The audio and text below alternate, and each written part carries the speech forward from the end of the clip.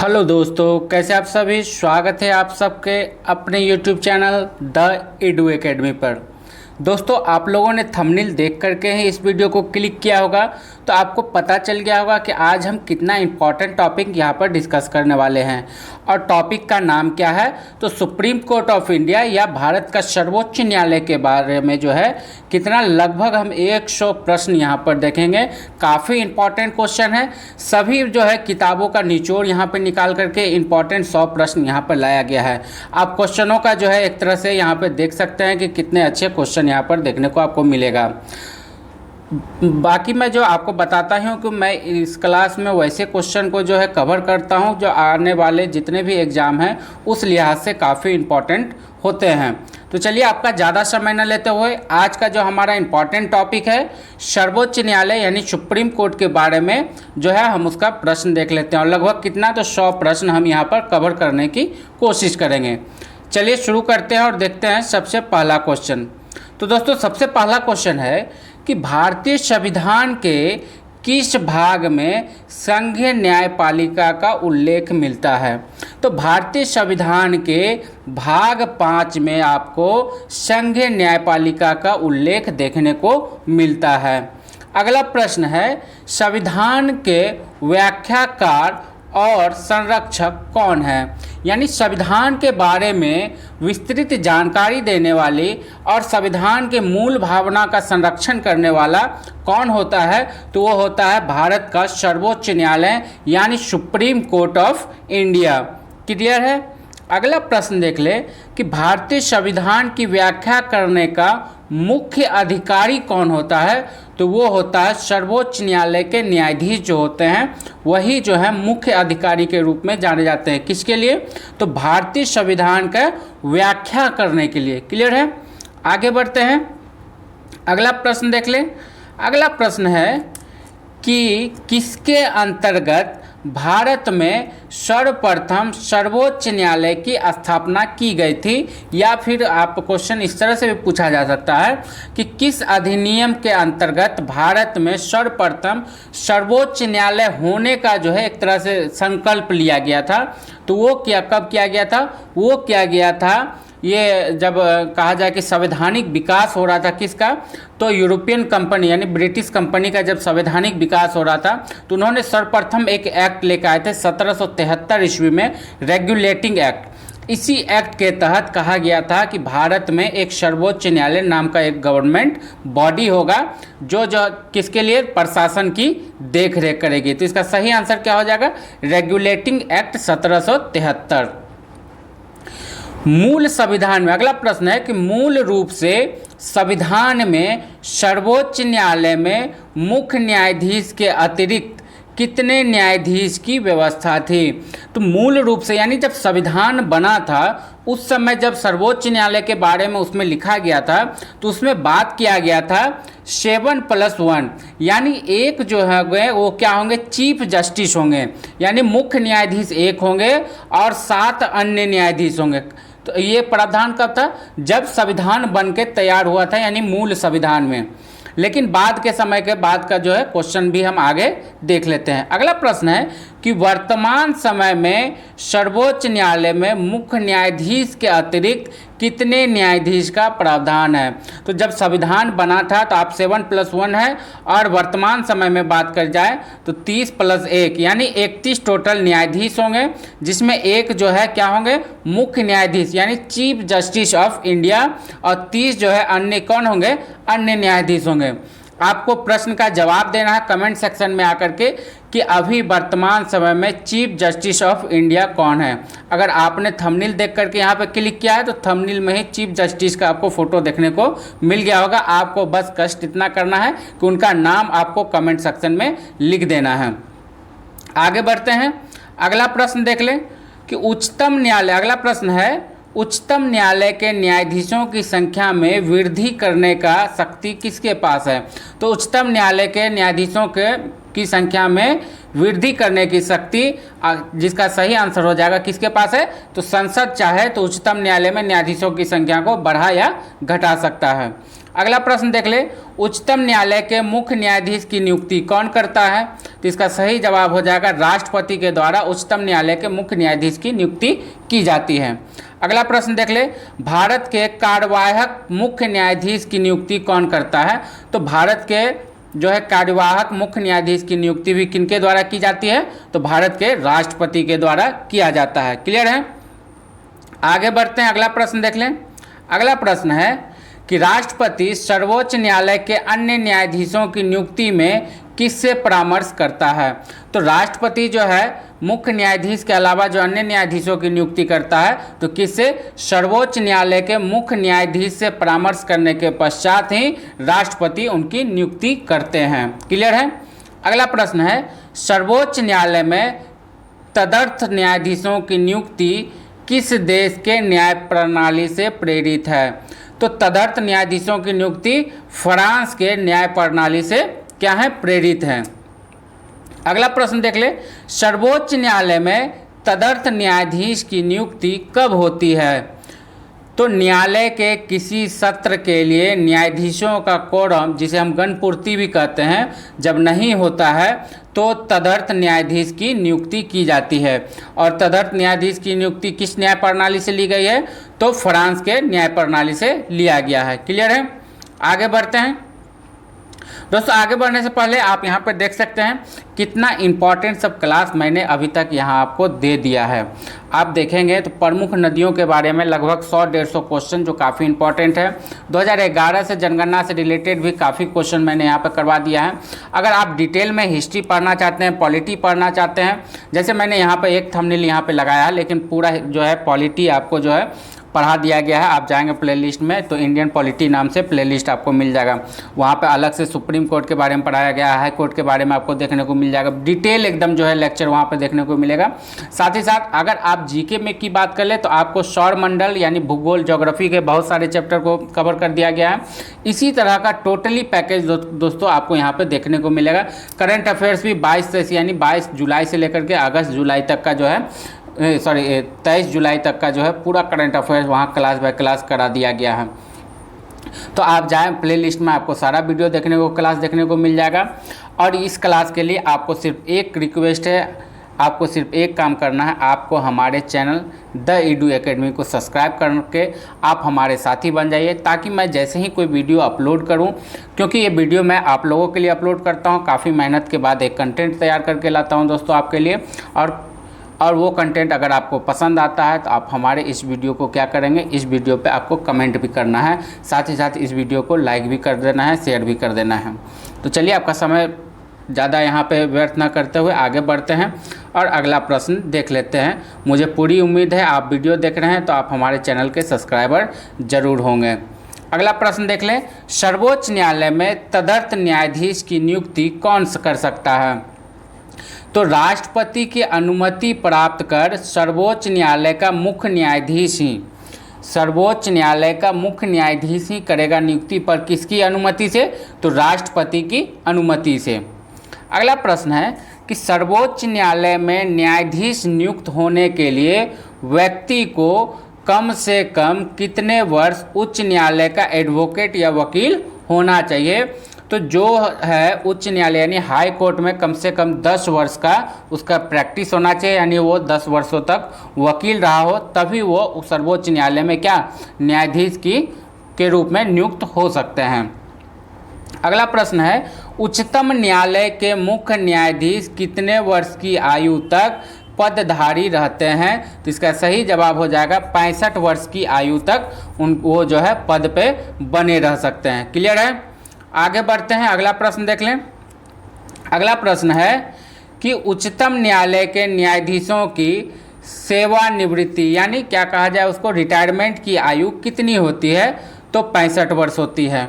अगला प्रश्न है, सर्वोच्च न्यायालय के न्यायाधीशों को उसके पद से केवल किन प्रमाणिक आधारों पर हटाया जा, यानी क्या क्या उन पे जो है साबित हो जाए तभी उनको हटाया जा सकता है? तो पहला तो हो जाता है कदाचार और दूसरा हो जाता है असमर्थता।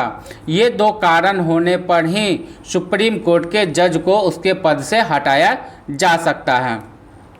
अगला प्रश्न है कि सर्वोच्च न्यायालय के न्यायाधीश को कदाचार और असमर्थता के प्रमाणिक आधारों पर संसद किस तरह महाभियोग का प्रस्ताव पारित कर सकता है, यानी संसद जो है किस प्रकार महाभियोग लगा सकता है। तो इसमें है कि संसद के दोनों सदनों यानी उच्च न्यायालय संसद के दोनों सदनों यानी लोकसभा और राज्यसभा द्वारा अलग अलग अपने कुल सदस्यों की संख्या के बहुमत तथा उपस्थित एवं मतदान करने वाले सदस्यों के 2/3 बहुमत प्रस्ताव द्वारा ही क्या किया जा सकता है, संसद जो है सर्वोच्च न्यायालय के न्यायाधीश पे महाभियोग लगा सकता है। क्लियर है। आगे बढ़ते हैं, अगला प्रश्न देख लें। अगला प्रश्न है कि सर्वोच्च न्यायालय के न्यायाधीश के विरुद्ध महाभियोग का प्रस्ताव पारित हो जाने पर पद मुक्ति का आदेश कौन जारी कर सकता है। तो इसका सही जवाब हो जाएगा लोकसभा अध्यक्ष। अगला प्रश्न देखते हैं, सर्वोच्च न्यायालय के किस न्यायाधीश के विरुद्ध 11 मई 1993 को लोकसभा में लाया गया महाभियोग प्रस्ताव असफल रहा था। तो किनके लिए लाया गया था, न्यायमूर्ति वी रामास्वामी पर जो है 11 मई 1993 को संसद में महाभियोग प्रस्ताव लाया गया था, जो क्या रहा था, असफल रहा था।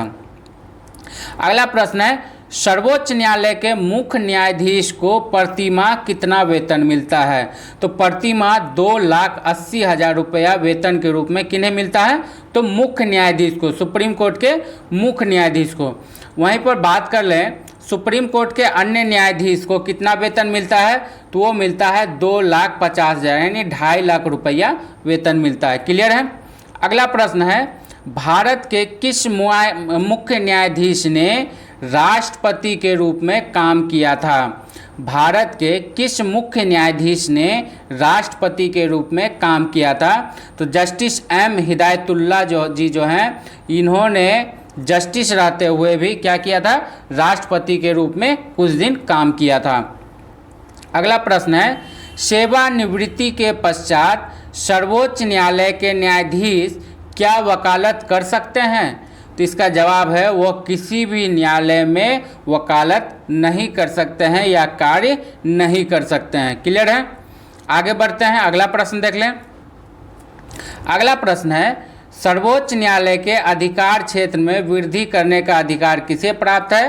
तो इसका सही जवाब हो जाएगा संसद को। अगला प्रश्न है, सर्वोच्च न्यायालय में न्यायिक कामकाज के लिए किस भाषा का प्रयोग किया जाता है। तो न्यायिक कामकाज के लिए अंग्रेजी भाषा का प्रयोग किया जाता है। अगला प्रश्न है, सर्वोच्च न्यायालय किस संस्था का निरीक्षण कर सकता है। तो सर्वोच्च न्यायालय अधीनस्थ न्यायालयों का निरीक्षण कर सकता है, यानी सर्वोच्च न्यायालय जो है वो आकर के किसे, उच्च न्यायालय का यानी हाई कोर्ट का निरीक्षण कर सकता है, उसके बाद डिस्ट्रिक्ट कोर्ट का भी वो निरीक्षण या जांच कर सकता है। क्लियर है। आगे बढ़ते हैं, अगला प्रश्न देख लें। अगला प्रश्न है कि राष्ट्रपति और उपराष्ट्रपति के निर्वाचन में विवाद के मामलों को किसे प्रस्तुत किया जाता है।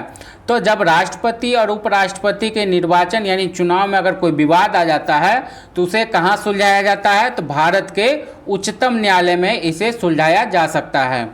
अगला प्रश्न है कि राष्ट्रपति और उपराष्ट्रपति से संबंधित चुनाव विवादों को सुलझाने का अधिकार उच्चतम न्यायालय को है, यह उसका कौन सा अधिकार है। तो ये जो है उच्चतम न्यायालय का क्या है, मौलिक अधिकार के रूप में आता है। अगला प्रश्न देख ले, राष्ट्रपति कानूनी मामलों में किसे परामर्श ले सकता है। राष्ट्रपति जो है कानूनी मामलों में किससे परामर्श ले सकता है, तो सर्वोच्च न्यायालय यानी सुप्रीम कोर्ट से जो है राष्ट्रपति जो है परामर्श ले सकते हैं। आगे बढ़ते हैं, अगला प्रश्न देख लें। अगला प्रश्न है कि भारत में न्यायिक पुनरीक्षण की शक्ति का प्रयोग किसके द्वारा किया जाता है। तो ये किया जाता है केवल सर्वोच्च न्यायालय के द्वारा। अगला प्रश्न देख लेते हैं, उच्चतम न्यायालय के न्यायिक पुनरीक्षण कार्य का क्या अर्थ है। तो उच्चतम न्यायालय के न्यायिक पुनरीक्षण जो है इसका अर्थ होता है कानून की संवैधानिक वैधता का पुनरीक्षण। क्या भारत के कानून की संवैधानिक वैधता का पुनर्निरीक्षण। क्लियर है। अगला प्रश्न है कि न्यायिक पुनर्विलोकन का अर्थ क्या है। तो न्यायिक पुनर्विलोकन का अर्थ होता है कि किसी भी राज्य के कानून को वैध घोषित कर सकना, किसी भी राज्य के कानून को वैध घोषित कर सकता है। कौन कर सकता है? तो उच्चतम न्यायालय यानी सुप्रीम कोर्ट के द्वारा ये किया जा सकता है। क्लियर है? आगे बढ़ते हैं, अगला प्रश्न देख लें। अगला प्रश्न है कि न्यायिक पुनर्विलोकन में न्यायालय को निम्नलिखित अधिकार प्राप्त हैं। तो कौन सा अधिकार प्राप्त है? कि यदि कोई कानून या आदेश संविधान के विपरीत हो तो उसे असंवैधानिक घोषित करना। ये किसके हाथी में है? तो ये सुप्रीम कोर्ट के हक में आता है। किसमें? सुप्रीम कोर्ट में। अब बात कर ले कि न्यायिक पुनर्विलोकन की व्यवस्था कहाँ कहाँ पे है? तो ये सिर्फ 2 देशों में है, भारत और यूएसए में। यूएसए मीन्स अमेरिका में। भारत और अमेरिका में न्यायिक पुनर्विलोकन की व्यवस्था है। अगला प्रश्न है कि किस मामले में उच्च न्यायालय में प्रत्यक्ष रूप से दाखिल नहीं किया जा सकता? कौन से मामले उच्च न्यायालय में प्रत्यक्ष रूप से दाखिल नहीं किया जा सकता है? तो ये किया जा सकता है 2 अथवा अधिक राज्यों के बीच का जो विवाद है वो प्रत्यक्ष रूप से कहाँ दाखिल नहीं किया जा सकता है? तो उच्च न्यायालय में। क्लियर है? आगे बढ़ते हैं, अगला प्रश्न देख लें। जनहित याचिका दायर की जा सकती है। जनहित याचिका जिसे हम PIL भी कहते हैं, तो ये उच्च न्यायालय यानी हाई कोर्ट और सुप्रीम कोर्ट दोनों में से कहीं पर भी आप जो है जनहित याचिका को दायर कर सकते हैं। अगला प्रश्न देख ले। सर्वोच्च न्यायालय किसे हटाने के लिए राष्ट्रपति से सिफारिश कर सकता है? तो सर्वोच्च न्यायालय जो है संघ लोक सेवा आयोग के अध्यक्ष और सदस्यों को हटाने के लिए राष्ट्रपति से सिफारिश कर सकता है। अगला प्रश्न है उच्चतम न्यायालय द्वारा परमादेश किसे जारी किया जाता है? उच्चतम न्यायालय द्वारा परमादेश किसे जारी किया जाता है? तो किसी अधिकारी को सरकारी आदेश निभाने के लिए उच्चतम न्यायालय द्वारा क्या जारी किया जा सकता है? तो परमा आदेश जारी किया जा सकता है। क्लियर है? आगे बढ़ते हैं, अगला प्रश्न देख ले। अगला प्रश्न है कि किस मुकदमे में भारतीय सर्वोच्च न्यायालय ने सर्वप्रथम संविधान के मौलिक लक्षण सिद्धांत प्रतिपादित किया था? तो काफ़ी फेमस ये मुकदमा था, यानी विवाद था किसका? तो गोलकनाथ बनाम पंजाब राज्य के बीच ये विवाद था, जिसमें सर्वोच्च न्यायालय ने सर्वप्रथम संविधान के मौलिक लक्षण के सिद्धांत को प्रतिपादित किया। क्लियर है? अगला प्रश्न है भारतीय संविधान का कौन सा अनुच्छेद संवैधानिक विवाद में सर्वोच्च न्यायालय के अपीलीय क्षेत्राधिकार से संबंधित है? तो अपीलीय क्षेत्राधिकार से कौन सा? अनुच्छेद 133। कौन सा? अनुच्छेद 133 के अंतर्गत। अगला प्रश्न है कि राष्ट्रीय मानवाधिकार आयोग अधिनियम 1993। एक प्रश्न आपका ही यहीं पे सॉल्व हो जाता है कि राष्ट्रीय मानवाधिकार आयोग अधिनियम कब पारित हुआ है? तो 1993 ईस्वी में। अब आगे बढ़ते हैं, इसके अनुसार कौन इस आयोग का अध्यक्ष बन सकता है? यानी राष्ट्रीय मानवाधिकार आयोग के अध्यक्ष कौन बन सकता है? तो ये जो है केवल भारत के रिटायर्ड मुख्य न्यायाधीश ही मानवाधिकार आयोग के अध्यक्ष बन सकता है। किसके अंतर्गत ये बात कही गई है? तो राष्ट्रीय मानवाधिकार आयोग अधिनियम 1993 के अंतर्गत। क्लियर है? आगे बढ़ते हैं, अगला प्रश्न देख लें। अगला प्रश्न है कि किस विवाद में उच्चतम न्यायालय ने संविधान के मूल ढांचे का सिद्धांत प्रतिपादित किया था? तो ये भी विवाद था केशवानंद भारती विवाद जो था, उसी में उच्चतम न्यायालय ने संविधान के मूल ढांचे का सिद्धांत प्रतिपादित किया था। अगला प्रश्न है किस वाद में सर्वोच्च न्यायालय ने कहा था कि संसद को मूल अधिकार में संशोधन करने की शक्ति प्राप्त है, पर वह संविधान के मूल ढांचे में संशोधन नहीं कर सकता है? तो ये भी विवाद कौन सा था? केशवानंद भारती विवाद में ही सर्वोच्च न्यायालय ने एक टिप्पणी की थी कि मूल संसद जो है मूल अधिकारों में संशोधन करने की शक्ति उन्हें है, पर वह मूल ढांचे में संशोधन नहीं कर सकता है। क्लियर है? अगला प्रश्न है सर्वोच्च न्यायालय के प्रथम मुख्य न्यायाधीश कौन थे? तो सर्वोच्च न्यायालय के प्रथम मुख्य न्यायाधीश थे हीरालाल जे कानिया जी, उनका नाम था। क्लियर है? आगे बढ़ते हैं, अगला प्रश्न देख लें। अगला प्रश्न है सर्वोच्च न्यायालय के मुख्य न्यायाधीश के पद पर सर्वाधिक लंबी अवधि तक कौन रहा? तो सबसे लंबा कौन रहे हैं? उनका नाम है YV चंद्रचूड़, जो है सर्वोच्च न्यायालय के मुख्य न्यायाधीश के पद पर सबसे लंबे समय तक रहे थे। अगला प्रश्न है कि उच्च न्यायालय के मुख्य न्यायाधीश के पद पर सबसे कम समय तक कौन रहा? सबसे लंबा YV चंद्रचूड़ और सबसे कम कौन रहे थे? कमल नारायण सिंह। क्लियर है? अगला प्रश्न है कि वर्ष 1973 में सर्वोच्च न्यायालय के किस मुख्य न्यायाधीश की नियुक्ति के समय प्रथागत प्रतिष्ठा के सिद्धांत को पहली बार त्यागा गया था? तो किनका जो नियुक्ति हुआ था? AN रे वो न्यायाधीश थे जिनकी नियुक्ति कब हुई थी? तो 1973 ईस्वी में। आगे बढ़ते हैं, अगला प्रश्न देख लें। अगला प्रश्न है कि उच्चतम न्यायालय की सबसे पहली महिला न्यायाधीश कौन थी? तो उच्चतम न्यायालय की सबसे पहली महिला न्यायाधीश फातिमा बीबी थी। अगला प्रश्न है किस मामले में उच्च न्यायालय और उच्चतम न्यायालय दोनों के अधिकार में आते हैं? तो मूल अधिकारों का संरक्षण जो है सुप्रीम कोर्ट और हाई कोर्ट, इन दोनों के क्षेत्राधिकार में ये चीज़ आता है। क्लियर है? अगला प्रश्न है कौन सा अनुच्छेद सर्वोच्च न्यायालय को अभिलेख न्यायालय का स्थान प्रदान करता है? तो अनुच्छेद 129 जो है सर्वोच्च न्यायालय को अभिलेख न्यायालय का स्थान प्रदान करता है। क्लियर है? आगे बढ़ते हैं, अगला प्रश्न देख लें। अगला प्रश्न है कि जब भारतीय न्याय पद्धति में लोकहित मुकदमा यानी PIL लाया गया था तब भारत के मुख्य न्यायाधीश कौन थे? तो जब PIL लाया गया था तो भारत के मुख्य न्यायाधीश कौन थे? PN भगवती। कौन थे? PN भगवती। अगला प्रश्न है भारत में उच्चतम न्यायालय में न्यायाधीशों की संख्या बढ़ाने का अधिकार किसके पास होता है? तो वो भारत की संसद के पास होता है। अगला प्रश्न देख ले, सर्वोच्च न्यायालय के न्यायाधीशों का वेतन किसके द्वारा दिया जाता है? तो सर्वोच्च न्यायालय के न्यायाधीशों का वेतन भारत के संचित निधि के द्वारा प्रदान किया जाता है। किसके द्वारा? तो भारत में जो संचित निधि है उसके द्वारा सर्वोच्च न्यायालय के न्यायाधीशों को वेतन भत्ता दिया जाता है। क्लियर है? तो दोस्तों ये था आज का प्रश्नों का श्रृंखला। किसके बारे में? तो हमने सुप्रीम कोर्ट के बारे में जो है लगभग कितना 100 प्रश्न हम यहाँ पर देख चुके हैं जो काफ़ी इम्पॉर्टेंट है। और ये जो सीरीज चल रहा है कौन सा? तो GK 2023 का ये सीरीज चल रहा है। आशा करता हूँ कि ये वीडियो आपको पसंद आया होगा। अगर ये वीडियो आपको पसंद आया है तो आप हमारे इस वीडियो को लाइक, कमेंट और शेयर जरूर कीजिएगा दोस्तों, ये एक रिक्वेस्ट है आपसे। साथ ही साथ आप हमारे चैनल द एडू एकेडमी को क्या कर लीजिएगा, तो सब्सक्राइब भी आपको कर लेना है। मिलता हूँ फिर अगले वीडियो में इसी सीरीज का कोई अगला पार्ट लेकर के, काफ़ी इम्पोर्टेंट जो आपके एग्ज़ाम्स के मद्देनज़र हो। तब तक के लिए टाटा बाय बाय, जय हिंद।